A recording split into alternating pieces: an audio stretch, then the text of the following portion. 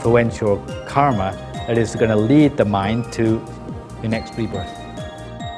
พระอานนท์ or Ananda Bhikkhu, the Lord Buddha's chief. Meditation is the only key to click on to the origin of light. You got to decide your own life. Right, that's right. You cannot let the people decide your life. You got to decide. Now we're going to learn how to do this dangling part, which is called the uba. This is made out of dog wax.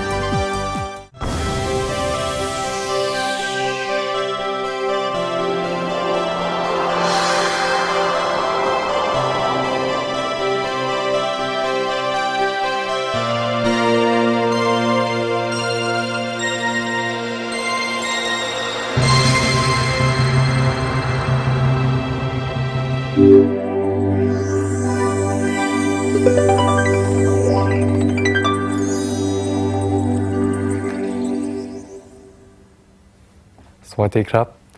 Hello, and welcome to another edition of Meditation for All, a show which leaves you feeling spiritually centered and uplifted.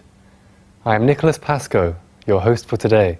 Coming up on today's show, Venerable Nicholas Thanissaro will resume his lesson on the law of karma, continued from last week. This week, he'll be speaking about habitual and unintentional karma, as well as karma close to death, and how we can prepare ourselves using meditation, an extremely effective form of good karma.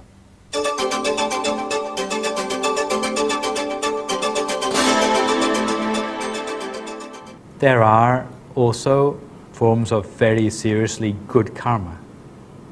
Can you think what they might be? Which are on the par with killing your mother or father? Can you think what they might be? Seriously good? Any offers? Yeah? Meditating. But meditating until you reach the point where your mind is completely still. So what we would call entering on the first absorption. If your mind can do that, then that is so seriously good, then it tends to overcome even bad things which you may have done habitually. Yeah. Sacrificing your life for somebody else? This is a sort of thing, but the only one which mentions it's the meditation, okay? But if you would put your life on the line for something good, then this sort of things are getting into the same sort of ranking position. The only one that's mentioned is meditation to the point where you are touching upon absorptions. Okay. We talk about more about sacrificing one's life for good deeds in the 9th of this series, okay? About perfections. Most of us don't have these sort of deeds in our background. So normally when all things are equal, when you balance up the accounts of karma for your life, normally the thing at the head of the list will be the things which you've done close to death. What does this mean? Well, if you imagine someone who is lying on their deathbed, the last thing on their mind before they die is of a very great influence on their future. And you think why that might be? Why should the last thing on your mind be of such a great influence? Well, put it like this. The moment your mind breaks free of your body at death, the thing it takes with it is the last thing which you were thinking about before that happened. So supposing your mind was in a very positive state at the moment before it broke free of the body, that is the influential karma that is going to lead the mind to the next rebirth. Yeah? Not putting my neck out too far, okay? It's something we talk about later anyway. However, if the last thing on your mind is bad, even though you may have done good things all your life, that heavy karma, the moment your mind breaks free of your body at death, is going to pull you downwards instead.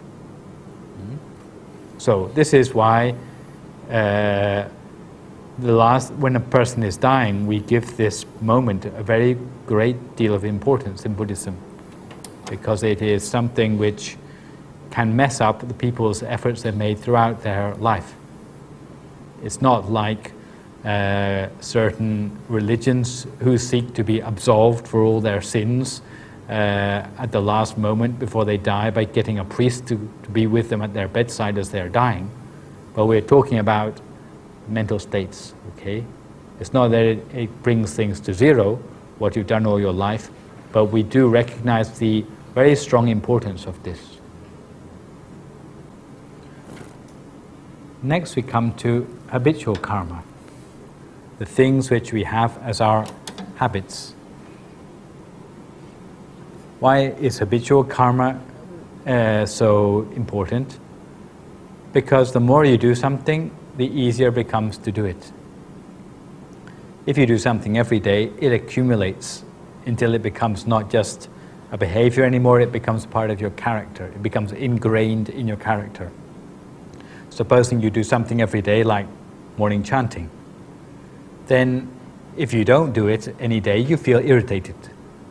Oh, something, I managed to do my chanting today. Or if you have a bad habit like supposing smoking, any day you can't get your hands on a cigarette, then again you feel irritated. It's like it becomes more than just an arbitrary behavior. It becomes a part of what makes you who you are. And this sort of habitual things have a much heavier in the accounts of karma than things which you may do one time and never do again. So much of what we do on a course like this is to try to instill good habits. This is why we have a strict daily routine with more or less the same things in the daily routine each day. Because this is how we form new habits. It's by things which we do over and over again. It can be habits of mind, habits of speech, habits of behavior. But if it becomes habitual, that is somehow much stronger, has a much bigger influence on your future than something which you do one time and never do again. Last but not least is things which we do unintentionally. This might surprise you because yesterday I just told you that intention is has a key place in any form of action. We say that most karma comes from intentional action. But supposing a person didn't have anything very strong either in a positive or a negative way, which they'd done intentionally throughout their life. Supposing they were a sort of drifter who never did anything of their own initiative throughout their life, then the most influential thing in their karmic accounts would be the things which they did unintentionally. So in the absence of anything else, unintentional karma can also take a place. I give you one story by way of illustration of this. It comes from the scriptures. There was once an old monk who didn't have very good eyesight, and he was sewing his robe. And as he was sewing his robe, because he couldn't see very well, the needle pierced a louse which was in his robe, and it died. But when it died with ill will and vengeance on its mind against this monk who had killed it unintentionally. Of course, the monk didn't know anything about this at all. So, time went on. This louse had come to the end of its bad karma for being a louse. Next lifetime round, it was reborn as a man. But it wasn't born in a very high station in society. He was born as a hunter. And one day this hunter had grown up, maybe it was 10 years, 15 years later. He was coming back from the forest with a spear. And as he was coming back from the forest, he saw a line of monks coming in the opposite direction. And when he saw the monks come in the opposite direction, he thought to himself, oh, here are monks who are people like I am. Every day they do nothing but good deeds. How about me? I'm a person who every day of their life, they just do bad deeds by killing animals every day. There's not one day of my life which I manage to keep even 5 precepts. So he thought to himself, how about just one day I will try to keep 5 precepts pure. At least I will have something good in my personal history which I can think about maybe as I am dying. So with that thought, he threw away his spear. And behind that line of monks was some bushes. And behind that line of bushes was some other monks. The place where the spear happened to fall was right in the chest of a monk who was out of his sight beyond the bushes. And can you guess who that monk might be? Well, exactly the same monk who was short-sighted, who had been sewing the ropes in the lifetime when that hunter had been a louse in the robe. Also, he died unintentionally, you see. So in such a case, all we can try to do is to avoid being careless, avoid doing things unintentionally which we wouldn't like to happen. There are lots of tricks of karma which are worth discussing, but especially between habitual karma and karma close to the time of death.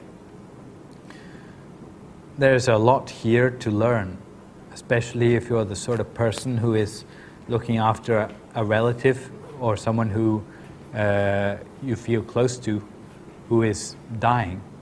Then you can do a lot for them at the very end to try to encourage them to have a good state of mind as they are dying, because that may be a much stronger influence on where they go when they die than all of the things which they've done throughout their life.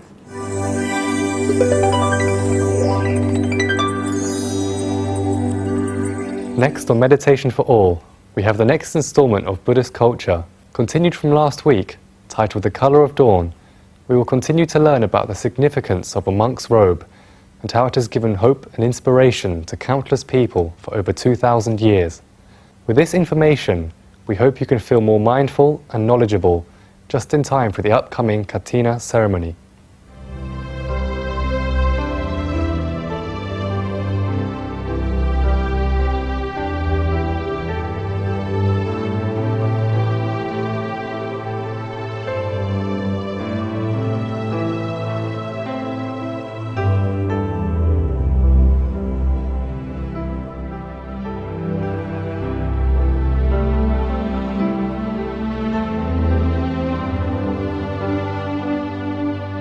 Phra Anon, or Ananda Bhikkhu, the Lord Buddha's chief disciple, asked permission to make robes for the monks. Unbelievably, his design came from a pattern seen in the paddy fields of the Madaka kingdom in India.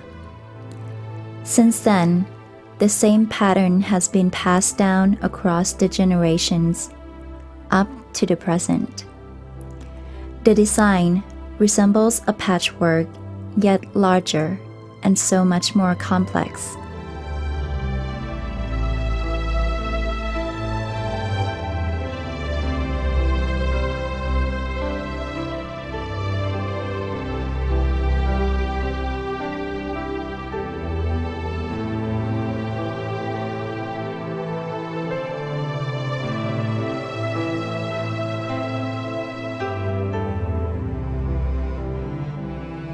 It requires much time to complete, and only neat work is welcome. Great care epitomizes the entire process of making the robes. The dyeing, measuring, cutting, and especially the stitching should be very neat and precise. The last steps in the process are ironing and folding.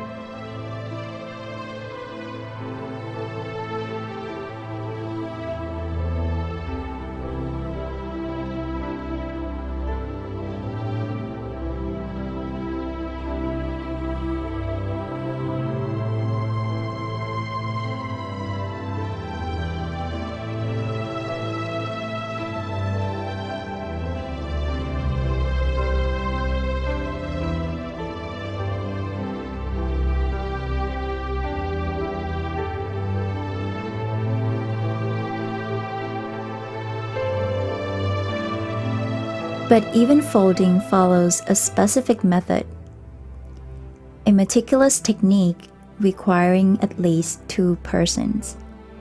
Each of the 3 robes has its own pattern for folding. If a set of robes is tailor-made, it must be ready to wear.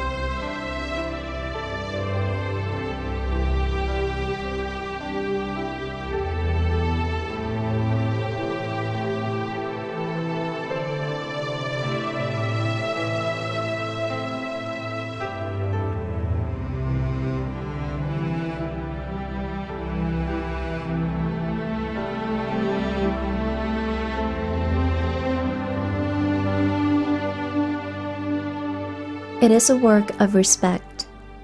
It is done with the heart, spiritually motivated. And it is a true form of teamwork. Is it the wisdom of Buddhism to unite its members, disciples, and followers in the process of preparing the monastic robes? Yes. They are the team of peace, enriching real wisdom. And while performing their task, their spirits should be with the Lord Buddha.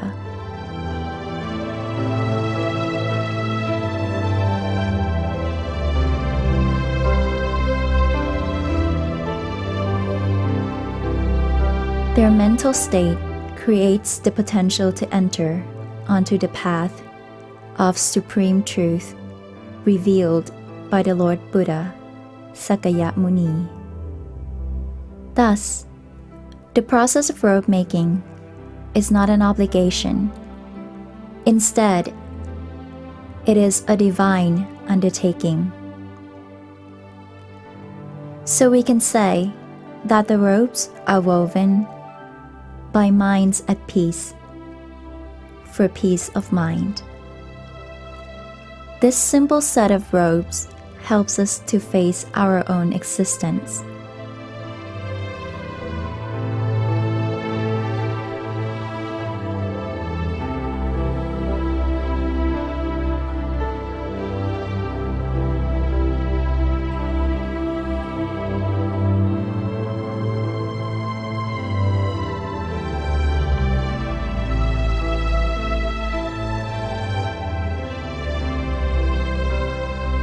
A Buddhist monk cannot buy himself a set of robes, even a single robe.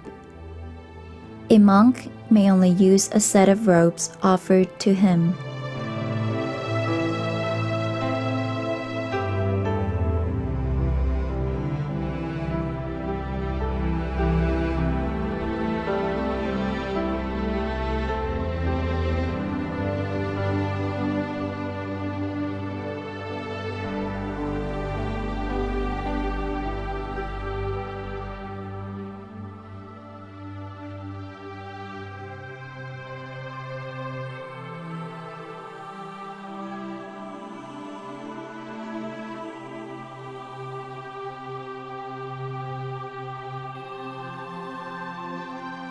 And this offering occurs only once a year, at the Katina ceremony, a rite performed in the latter part of the Buddhist Lent, when sets of robes or patrai are offered to the monks.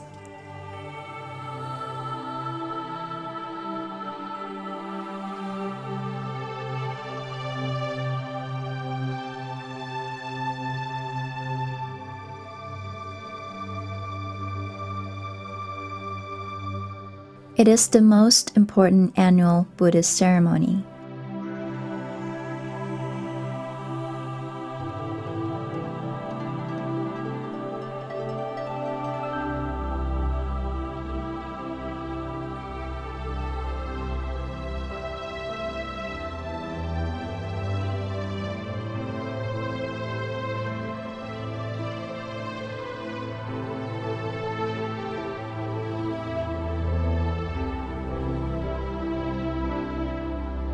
With these robes, Buddhist monks can live virtuously, sailing along the pathway of peace to the riches of absolute wisdom.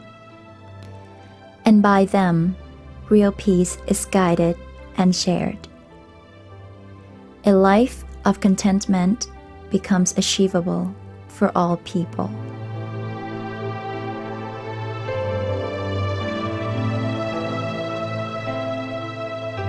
With his lifetime limited by the constraints of time, amid the stream of change and delusion, the Buddhist monk earns the greatest rewards through attaining and sharing peace.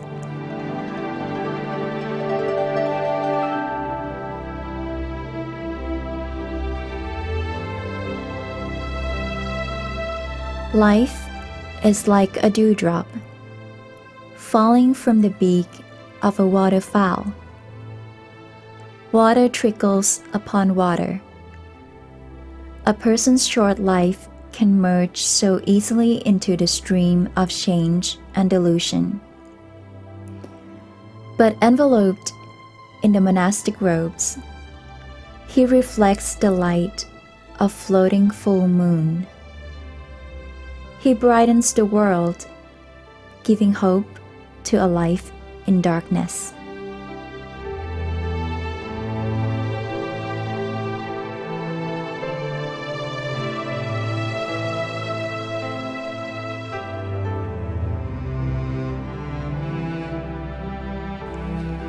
Venerable Somsak Pyasilo always says, "The color of life is the color of light." If you meditate, you'll find the light. You can understand exactly what he means by joining him in meditation, coming up next on Meditation for All.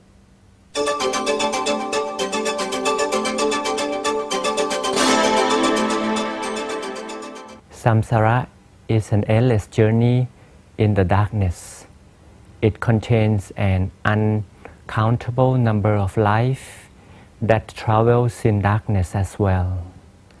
The earth receives the bright light from the sun and from the moon, yet such light reveals only the portion of the outside things around us. What about inside, the most important part of ourself, the mind, is still in darkness? Welcome everyone to Meditation Atmosphere.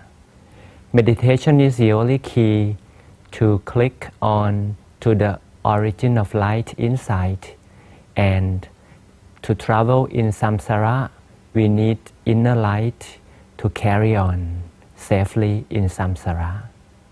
Meditation will reveal the inner light, and let's meditate together in order to enjoy the inner light together.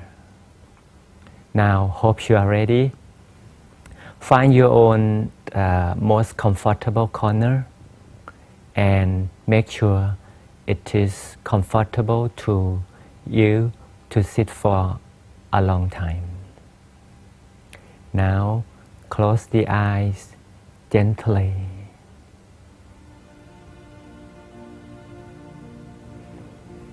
And as usual, we take a few good deep breaths slowly.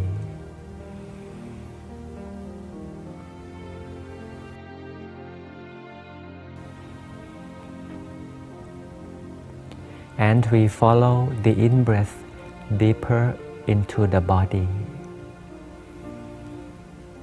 The in-breath goes past the lungs, down to the center of the body. Now, the point so-called the turning point lies inside the middle of the stomach. Observe the point where the in-breath ends inside the body. Relax the whole body. Relax the mind as well.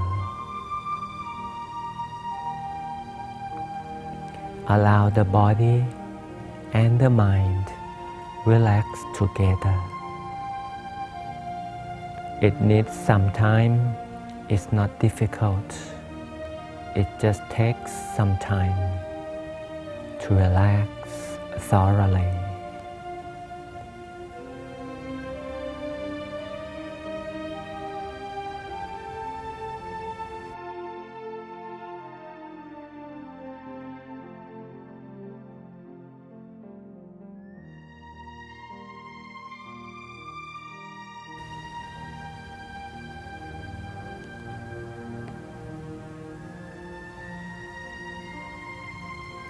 Allow all parts of the body relax again and again.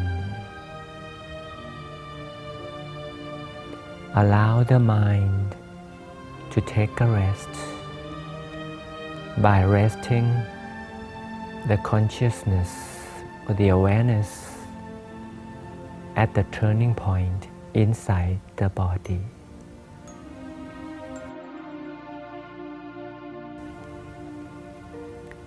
We shall be here. The mind will be focusing softly in the center of the body.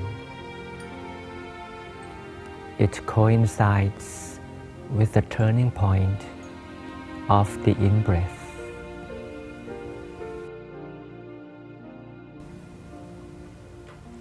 Allow the mind to be there softly and restfully.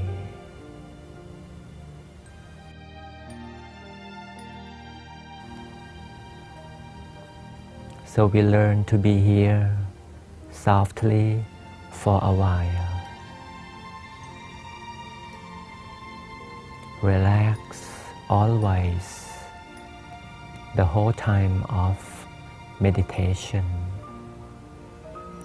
Relax even more, even now. Relax inside. Rest inside.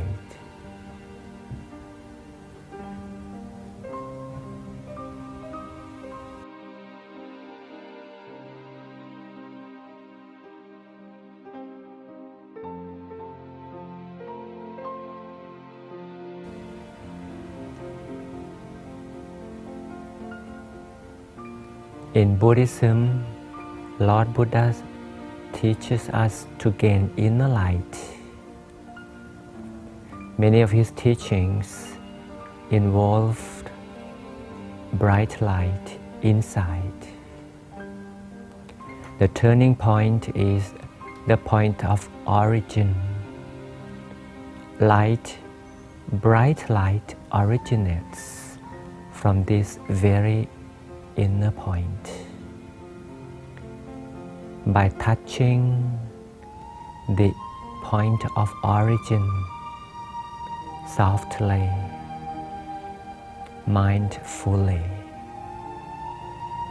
it's like a click to switch on light button inside. Allow the mind to get in touch with the button of brightness over here together for a while.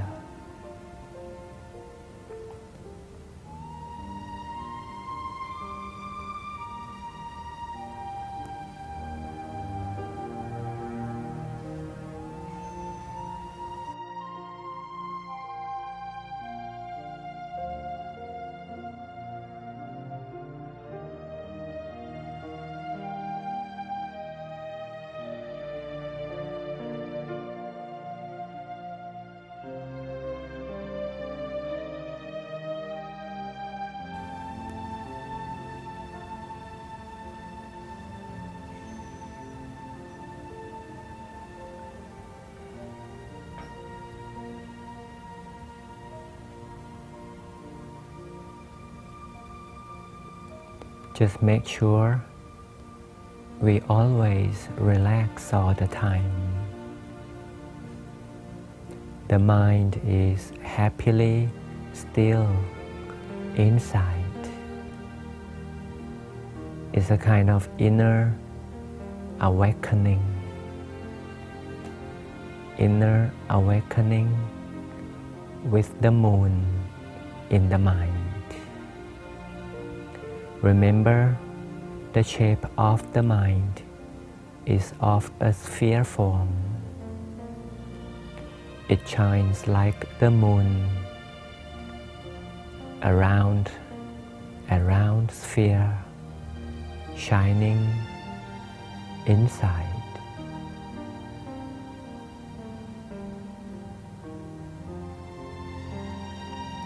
By resting the mind over here, the switch is on for bright light of the moon in the mind. Welcome and enjoy bright light.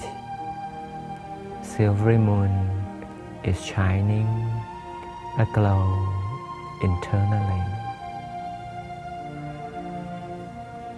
Enjoy this view inside for a more moment.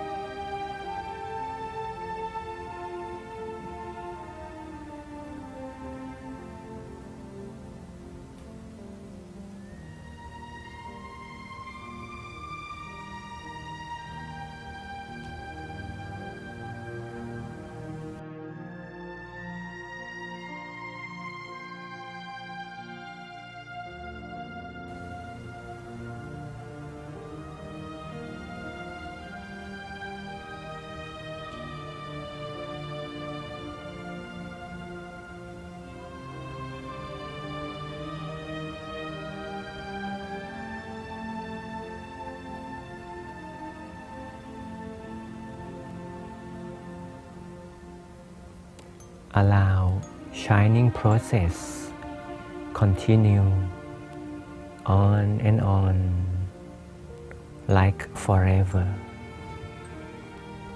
Now the mind is shining from inside with the internal light shining aglow.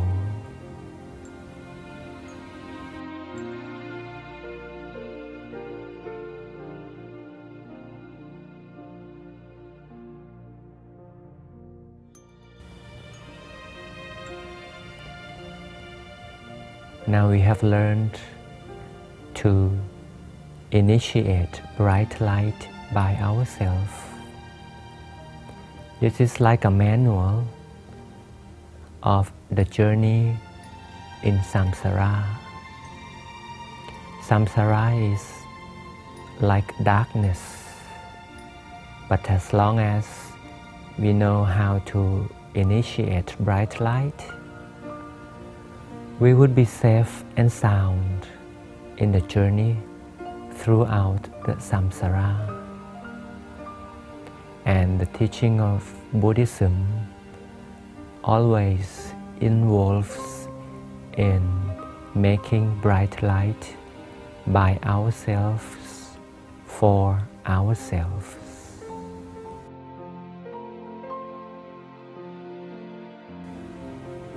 It's time now to share bright light to other beings of samsara. Allow bright light to expand its sphere bigger and bigger, like the volume of light is expanding from a small sphere inside to become a bigger and bigger sphere, expanding endlessly. Let our inner light shine for other beings of samsara.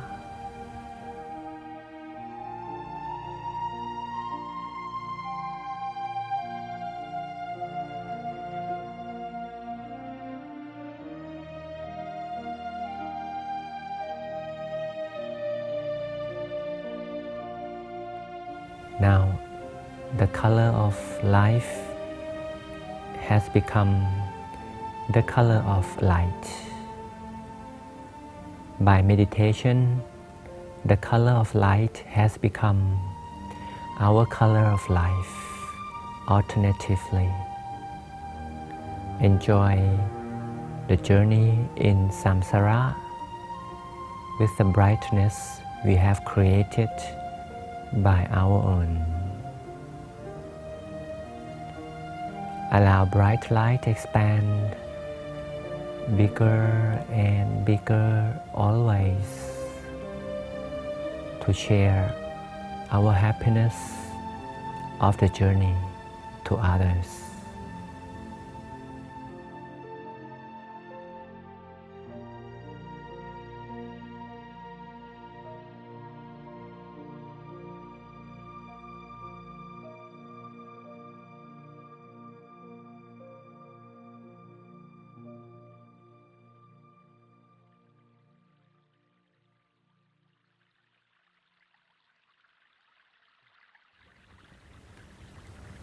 And once we are ready, we just gradually count down from 3 to 0.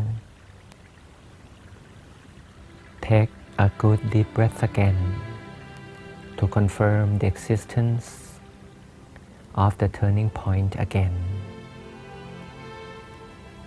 And finally, we slowly open up. This is a secret of survival in samsara. Life is no more in darkness. By meditation, the color of life is always bright. Until we meet again, when we have even brighter life to enjoy. สวัสดี and goodbye.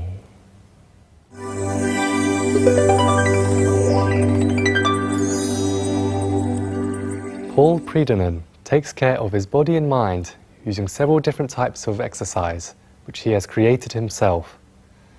His good outlook on the world comes from regular meditation and the habit of giving. It is not a difficult thing to do if you want your life to be a bit happier. Have a go at trying his techniques, coming up next.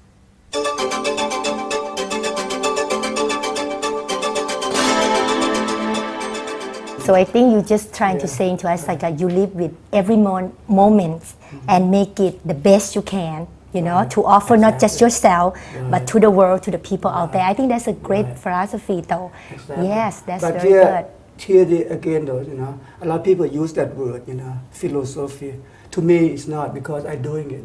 Yes, I'm by not doing thinking it. too much. I do accordingly.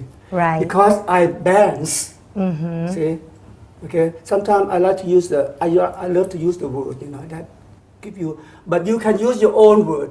Right, that right. What you call, motivate you to do things. Like I told my students I that see. you aspire to inspire before you expire. I like that. Aspire means That's that funny. you know what to you for Yes. yourself. Everything, and then aspire is for the next level. Right. Okay, and then that what Move is up, I see. expire. Oh, that's good. Don't need to explain, right? So Right, that's right, it. right. Okay. So That's ba- good, basically, that's you know, good. Be good to yourself. Be kind. Yes, be good to Yeah, yourself. okay. So Because basically- when you love yourself, of course, you know what, Yeah. you can be able to help other people Exactly, too. because we are here the same. We are here. A lot of people use that united we stand, but there people understand it. People understand or not that united we stand, or can we get along? See, and I then think it's all you have to got do it. You have to understand take the understand. action. That become the attitude. Right. Just like when you take a picture, take picture. If you have the right corner, you see the good view. Right. See, we might call the right view, correct view. See, It Okay. go from that, right? See, or after that, if you have the right view, you're gonna have the right thinking. It leads to that. Right. Everything is connected. That's It's- right. yeah, Yes, it's I so agree beautiful. with you on that. So beautiful. You are so beautiful. Oh, thank you very much. Very Now you put beautiful. the big smile on my face. See? I tell you what, how I create the atmosphere. make me Very feel nice. good, make Yes. the other people good, and then we are happy. Right. Ending. Yes. Yeah. Right? Exactly. Yes, I agree with you 100%, Paul. Yeah. Anyway, so far you show us some of those movements, and also, you do volunteer work too, like I Oh, mentioned earlier. definitely. So you had thousands of students. Oh, yeah. Wow, and you're doing that for what? Free. For money? No. No, Oh, of course wow. not. Yeah. That's I- nice. I believe I got so much money already. I Yeah. believe make the people feel good. You got to have a goal in life. You know, Right. you got to decide your own life. Right, that's right. You cannot let the people decide your life. You got Mm-hmm. to decide. That's the key thing. You know. But you know what? That's a big, Yeah. very Yeah. vision That's for good. you. Make to you feel help, confident. Right, to help You're people. responsible for your own action. Simple as that. That's right. See? Mhm. Right? I believe in that too. Yeah, Yes. simple. Well, you know, we're old friends, so it's kind of like yeah. we met each other then. That's how I met you, and I heard a lot of wonderful things about you anyways, always. Actually, I was supposed to be leaving already, but when I heard that, you know, you're here, so I volunteer right away to interview you today. Thank So I'm glad, you know, that you make it Yeah. too.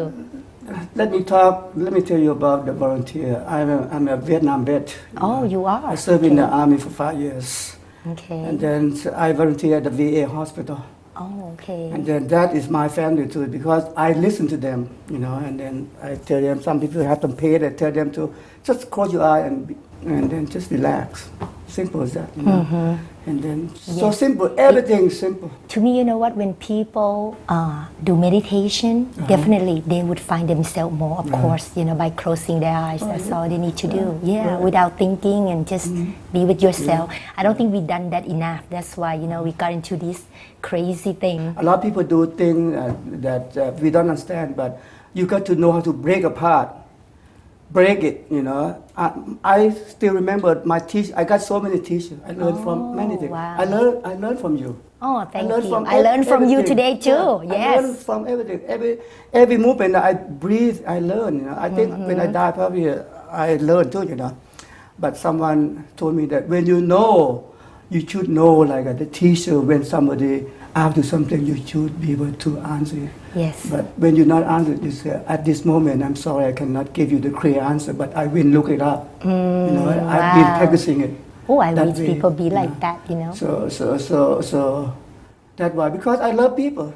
It's my family. Enjoy. No wonder all your Simple as that. students must love you. Oh, definitely, Yeah, because see, they are because you're my so family. open, which Yeah, is they're all good. good. Because Yeah, sometimes, good. you know, I meet people kind of like you, and I have to say that you have very strong point of view. Yeah. And, you know, most of the kind of people that have strong point of view, a lot of times, especially, sorry to say the Asian men, you know, this is what it is. You know what? Accept I think it. sometimes I You do too don't. much. I have to hold my horse a little bit. Oh, hold it. Because sometimes I don't want to sleep until I finish my homework or whatever. You know. Uh-huh. You got to enjoy, Right. and then relax, and alert, something like that. Alert, I mean that you know yourself, what you can do. You not jeopardize yourself. And You know, I love Something those like that. keywords very much. You use that word a lot. Love What's that? yourself. Yeah. Yeah, relax and alert and always focus on what you're doing. Exactly. See, and forth with that, which is I wonderful. tell you how okay, alert I am. Yes. So, like I pass by any temple or any church, any mosque that Muslim, you know, I saw some writing. Right. I break it apart. Like sometimes I saw some in front of the church said to get connected. I like that word too. What it mean? It so means so many things. So I just humming. Please get connected tomorrow. Will be too late. I remember that what name that tune, and I asked the people, help me name that tune. And then somebody, oh, Elvis Presley. Oh, really? But I don't want to get into that romantic mood, you know. Okay. Because It's okay. You can get to that when you get back to USA. I know, yeah. Okay, that's good. She looked so sad, and I said bye. Linda, And we she just looked, having fun here. but- Anyway, Paul, Yeah, but- I'm just love having you here so much. We have so much fun, okay? And Thank you then for having me. again, thank you so much for sharing your point of view to the audience. And I hope everyone out there enjoyed it. At this moment, we have to say goodbye now. Yeah, So but- thank you for joining us. And you have any last word to say to the audience, please? Just come and experiment yourself. Sometimes you have time, come to my class, free. All right. So anyway, we're going to say goodbye now. And thank you so much for joining us today. And I hope to see you again for the next time. Anyway, good luck and be happy. Goodbye. สวัสดีค่ะ สวัสดีครับ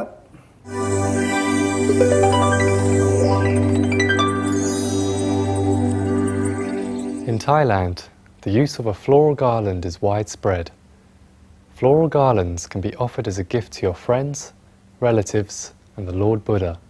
Inspiration and creativity make the process of constructing a garland a pleasurable task, with a byproduct of promoting mindfulness. If you are interested in creating some for yourself, then join Rose Mipan in Cut and Craft next.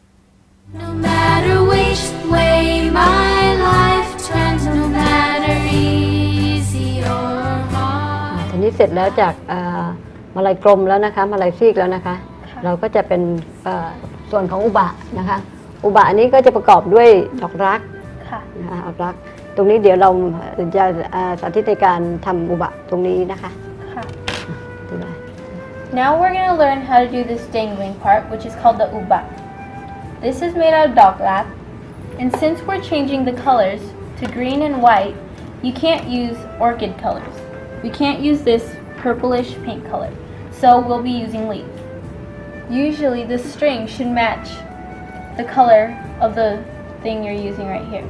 So if you're using an orchid petal, which is this color, you would use a purplish string. And for what we're using, which are leaves, we would use a green one. You're going to be using the tapioca stem, and you're going to take the string and push the string in so it's nice and tight. ตัดเชือกอ่ะโอเค Like this. Once you got the string in, you're going to take the leaf and fold it in. Sort of like when you're making a cone. แล้วก็ใส่เลย จ้ะทาไปเลยก็พันลูกให้พัน Take the leaf เหมือนไปทำกระทงไหม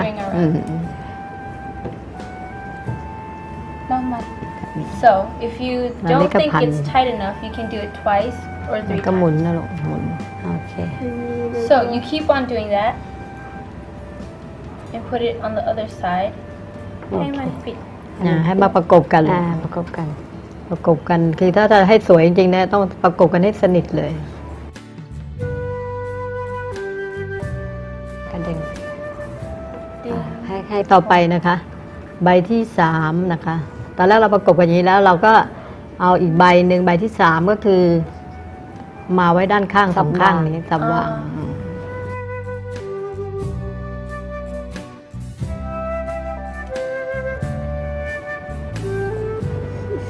เนี่ยประกบปิดสองข้างเหมือนกันเลย แล้วก็พัน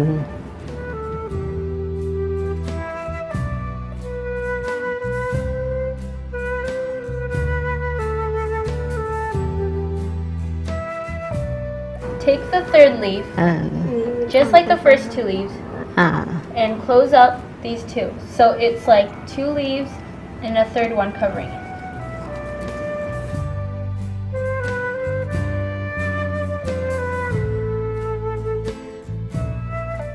Then take the fourth one and cover it the other 3. To do this, you have to be very patient and very gentle. So it would turn out sort of like a bud, a rose bud. So when you're finished, wrap it around twice, then cut it off. To do the bottom part, we put in what we just finished by putting the needle through the stem all the way, and after that, we use the outside of doglap, put it in, and put the base of a bud in. So, when you get dog lap, get the one that hasn't been peeled open yet. You have this,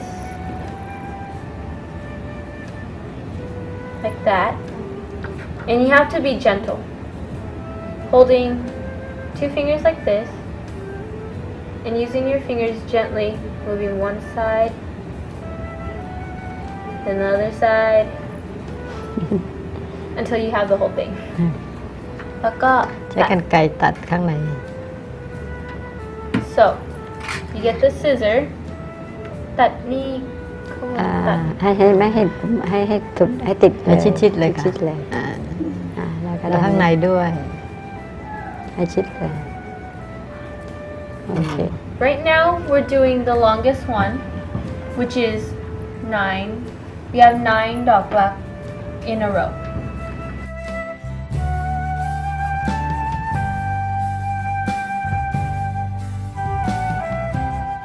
So, you have the longest one first, which is 9, and then you keep on going and make about 5 more strands with 7, and then the last one with 5.